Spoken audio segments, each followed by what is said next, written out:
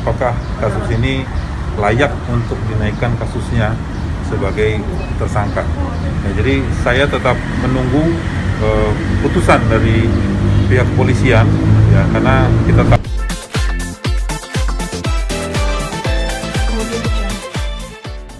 Perkembangannya kasus ini sudah sejauh mana? Ya, jadi intinya tadi kami baru bertemu dengan Pak Kanit menanyakan terkait dengan perkembangan kasus kematian anaknya Mbak Karen.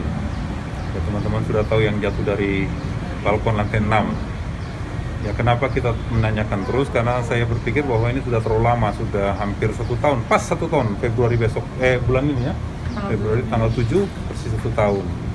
Ya, kita tetap menghargai, menghormati kepolisian, karena biar bagaimana pihak kepolisian banyak membantu kami dalam terus mengungkap perkara ini. Jadi tadi informasi yang kami dapatkan, kemudian kemungkinan dalam waktu dekat akan segera digelar perkara untuk melihat apakah kasus ini layak untuk dinaikkan kasusnya sebagai tersangka. Nah, jadi saya tetap menunggu putusan dari pihak kepolisian, ya, karena kita tahu bahwa ini kan kasus-kasus temuan. Jadi artinya bukan Mbak Karen sebagai ibunya yang melapor, tapi temuan dari polisi. Jadi kewenangan polisi untuk menindaklanjuti perkara ini. Tapi kami tetap berdoa bahwa ya kita tidak mempermasalahkan mengotot supaya mantan suami atau suaminya itu nanti di penjara. Kita tidak mengharapkan itu, tapi yang kita minta itu adalah keadilan. Karena biar bagaimanapun juga ini sudah ada nyawa yang hilang, ya, dan meninggalnya itu pun menurut klien kami itu tidak wajar, ya. Jadi itu yang kami mau minta, supaya kejelasan kasus ini bisa terungkap sehingga ibunya pun tidak terus-menerus berada dalam kesedihan. Sebagai manusia dia berusaha untuk tetap tegar, tapi biar bagaimanapun juga ya ini anak Mas, dan anak itu hanya anak satu-satunya semata wayang. Jadi Mas bisa bayangkan lah kalau punya anak kemudian meninggal, kita tidak tahu proses meninggalnya bagaimana, itu jadi lucu. Sedangkan Sriwijaya Air aja yang jatuh ke laut saja masih terus bisa diinvestigasi sehingga nanti ketahuan bagaimana penyebabnya, ya.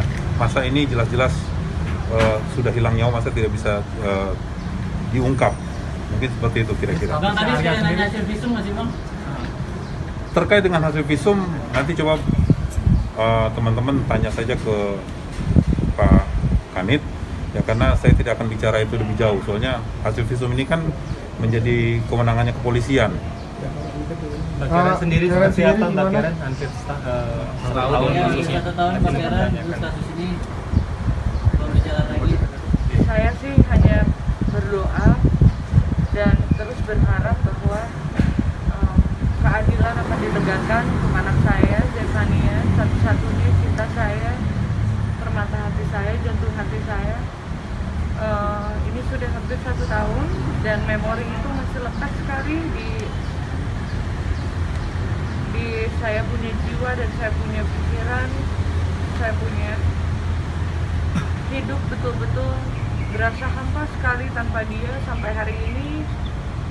Mengikhlaskan ya, tapi proses kehilangan itu memang sangat tidak mudah sekali untuk saya. Kalau bisa dilihat juga mata saya masih bengkak sekarang karena tadi malam juga saya masih menangis luar biasa terus menerus gitu, karena rindu yang mendalam gitu terhadap anak saya. Dan saya berharap bahwa keadilan ini akan ditegakkan saja untuk Zefania. Apapun proses dari kepolisian ini, apapun keputusan dari gelar perkara itu, saya serahkan kepada kepolisian. Dan ingat bahwa Tuhan itu maha adil, Tuhan maha tahu, dan Tuhan adalah hakim yang adil.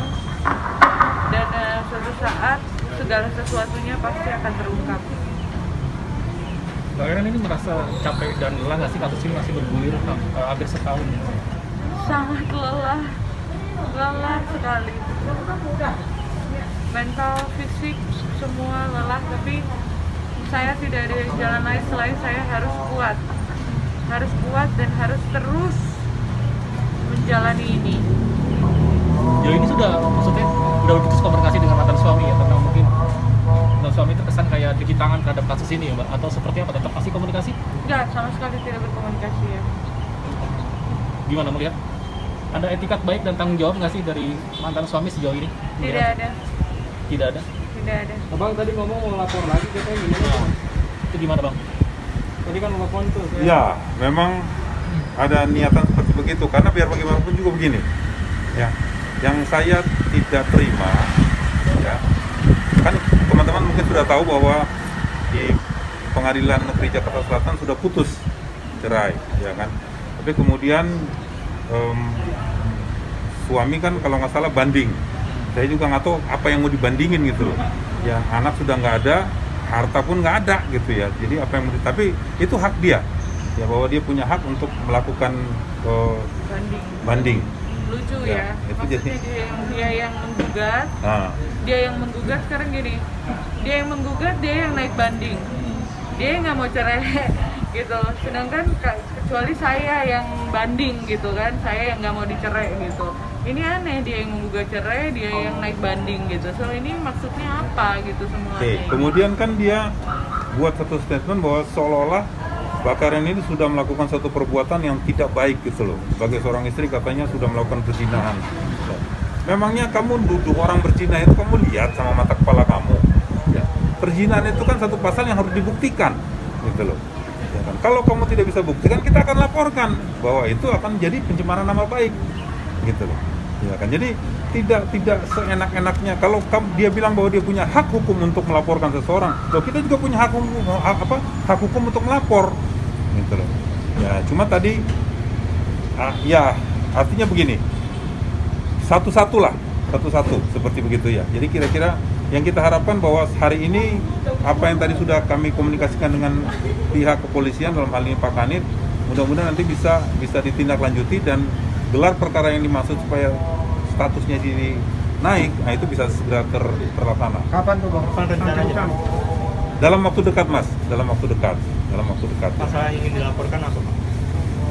Ya otomatis pencemaran nama baik mas. Ya. Ada berapa orang tuh termasuk saya tuh sebagai lawyernya kata juga mau dilaporkan, ya kan? Ya silakan saya tadi saya bilang itu hak hukumnya dia, tapi saya juga punya hak hukum untuk melaporkan dia gitu loh, ya kan? Jadi jangan seenak-enaknya karena dia bilang kan seolah-olah katanya kita sudah mencemarkan nama baiknya terkait dengan dia pernah dirawat di rumah sakit, ya kan sekian tahun, ya kan? Loh, dari mana saya tahu, dari mana Mbak Karen tahu sebagai istrinya kalau bukan dari dia? Ya kan dulu masih cinta-cinta, masih sayang-sayangan, dia cerita semua keburukan dia.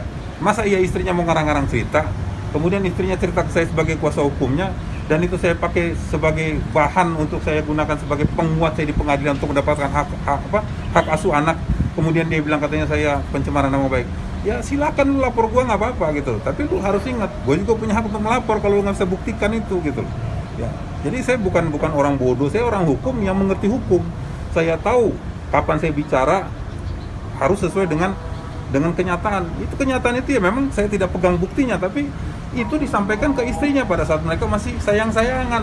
Dan sekarang sudah begini kok, kepingin lapor saya, silakan saja lapor saya gitu. Saya nggak ada masalah. Saya bilang saya juga punya hak untuk melapor dia. Gitu. Oke, statusnya Arya masih jadi saksi Sampai sekarang masih saksi. Sampai sekarang. Yang bikin lama itu sampai 1 tahun ini apa bang? Ya itu, tadi saya bilang mungkin juga teman-teman polisi kan tidak mau gegabah mas, tidak mau gegabah. Artinya ketika nanti memang mereka sudah punya cukup bukti yang kuat, kan harus punya 2 alat bukti yang cukup, ya kan? Kalau sudah punya alat bukti yang cukup, baru bisa dinaikkan. Nah, saya pikir ada baiknya juga. Jadi artinya ketika polisi menaikkan itu, jangan sampai nanti polisi jadi diserang balik juga gitu loh. Ya, tidak punya dasar hukum yang kuat gitu loh. Itu mungkin menurut saya ya, tapi lebihnya mungkin nanti bisa ditanyakan ke Pak Kanit. Bang, tanggapannya tentang katanya bukti-buktinya palsu itu seperti apa bang? Ya? Bukti-bukti yang dari rumah sakit RSJ itu palsu apa segala macam itu tanggapannya seperti apa bang? Mas, begini loh. Mas sudah tahu lah, ya saya tidak mungkin jelaskan lagi dari awal. Tapi begini, kira-kira pernah lihat kan dia pegang data pribadinya dia kan, dengan nama dia, ya. Kemudian dia katakan bahwa seolah-olah Mbak Karen ini sudah memalsukan berkasnya dia, gitu loh. Di satu sisi dia mengatakan bahwa tidak ada orang lain yang bisa mengeluarkan berkas itu kecuali yang bersangkutan. Ya. Sekarang dia bisa nunjukin berkasnya dia, terus dia bilang katanya Mbak Karen yang memalsukan. saya mau tanya, kalau kamu bilang orang lain nggak bisa, kok sekarang kamu nuduh Mbak Karen yang memalsukan? Gitu loh. Ngerti maksud saya, Mas ya? Ya jadi Mbok ngomong itu yang benar gitu loh. Ya jangan kamu bilang orang lain nggak bisa masukkan, tapi sekarang kamu katakan bahwa Karen sudah memasukkan data pribadinya. Padahal dia bilang ini nggak boleh nih, hanya gue yang bisa buka data ini gitu loh. Nah, jadi ya orang kayak begitu ya Mas tinggal nilai aja lah bagaimana pribadinya gitu loh. Karen, apa yang dilakukan suami sejauh ini, lihat dari apa yang tadi diterangkan oleh abang, ada motif apa di balik itu semua? Dan kira-kira ada orang ketiga nggak di balik atau di belakang dari mantan suami itu sendiri melihatnya? Ketiga gimana nih Mas? Maksudnya ada orang di balik mantan suami nggak sih yang nyuruh-nyuruh atau apa gitu? Aduh, aku nggak tahu soal itu. Dan sebetulnya aku juga nggak begitu peduli juga dengan apa yang mereka lakukan dan apa yang mereka rencanakan. Karena kalau kita tahu bahwa kita di pihak yang benar, di jalan yang lurus, kita tidak takut apapun. Siapapun yang mau dibawa, apapun yang mau dia lakukan, mau melapor, mau dia lakukan apapun, kami tidak gentar dan kami terus berjuang untuk Zefania. Kenapa Zefania meninggal? Karena dari semua sanggahan-sanggahan atau pembelaan diri mereka, itu semuanya tidak ada yang membahas satupun tentang kenapa Zefania bisa meninggal dunia. Itu tidak pernah mereka bahas. Yang mereka bahas adalah pembenaran diri dan kesombongan, menyalahkan saya, menyudutkan saya dengan bla bla bla bla bla. Ya saya sebetulnya nggak peduli mereka mau ngomong apa tentang saya, it doesn't matter. Nggak sama sekali nggak masalah buat saya. Mau itu apapun, saya udah tidak main lagi di harga diri, tapi saya main maksudnya saya di seorang ibu, hanya seorang ibu yang kehilangan buah hati saya, anak yang saya lahirkan. Saya berjuang hanya untuk anak saya. Jadi untuk istilahnya, I'm sorry to say, omong kosong yang lain silahkan aja. Saya tidak peduli omong kosong apa yang kalian bicarakan gitu. Yang saya sekarang perjuangkan hanya kenapa anak saya meninggal. Saya ingin tahu sampai sekarang dan tidak ada penjelasan sampai hari ini dari mulut kalian kenapa Zefania meninggal. Kasus KDRT gimana Kak? Tentang KDRT itu seperti apa Bang? Oh ya, yang KDRT sudah Sidang ke-6. sedang sidang ya Bang di Bandung. Jadi ya makanya tadi saya bilang ini ungkapan hati seseorang yang sedang luka hatinya atau kecewa atau frustrasi, karena memang pelan-pelan ini mulai terungkap nih. Ya, jadi kayak di Bandung KDRT sudah disidangkan. Ya, jadi seperti itulah kira-kira. Ada update-nya gimana, Bang? Sudah sementara pemeriksaan saksi, Bang. Siapa? Pemeriksaan saksi dari pelapor. Kapan lagi sidang di Bandung, Bang? Tanggal 9. Tanggal 9 Akhirnya gimana Februari. Ares, kasus KDRT udah naik ke tahap persidangannya, tinggal pembuktian dan nantinya diputus vonis Mbak? Tinggal tunggu aja, selesai sidang kan pasti ada keputusan. Nanti kita lihat keputusan, apapun keputusannya saya legowo. Yang penting saya sudah sampai di tahap ini, kami sudah sampai di tahap ini, sudah puji Tuhan. Berarti kalau sudah masuk persidangan, itu berarti kan tidak sembarangan ya Om ya. Masuk ke persidangan itu tidak sembarangan.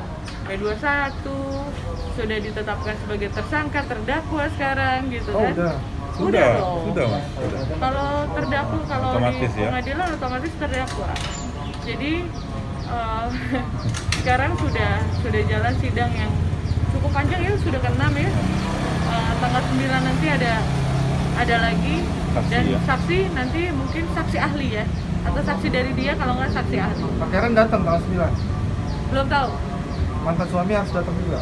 Harus. Oh Bang. harus, kalau terdakwa harus datang. Mbak Karen mau udah maafkan mantan suami belum sih Mbak? Kayak sekarang masih suami ya, kan masih belum inkrah ya. Aduh, Nah Mbak Karen, itu pedih banget tuh memaafkan dengarnya. nggak sih walaupun sudah menerima Hah? KDRT, terus akhirnya dari proses sudah sidang, terus sudah menjadi putusan. Apa tadi pertanyaannya? Memaafkan. Soalnya Memaafkan. Perbuatan Mas Arya gitu yang sudah melakukan KDRT. Kalau memaafkan untuk diri saya sendiri ya, untuk KDRT saya dalam hati ya saya memaafkan ya, karena saya sebagai manusia harus memaafkan, tapi proses hukum tetap berjalan. Ya, harapannya gimana cepat selesai, Kak? Iya dong, harapannya cepat selesai. Capek mas, beneran capek. Jadi saya tuh capek banget. Jadi Om Wemi apalagi capek banget. Pak Karen, Gitu, ya. hampir setahun masih tetap bersedih, yang mengganjal itu apa? Kehilangan anak loh mas, meninggal loh. Dan sampai sekarang saya nggak tahu anak saya meninggal kenapa. Ya sedih lah. Seumur hidup mungkin saya akan bawa kesedihan ini gitu.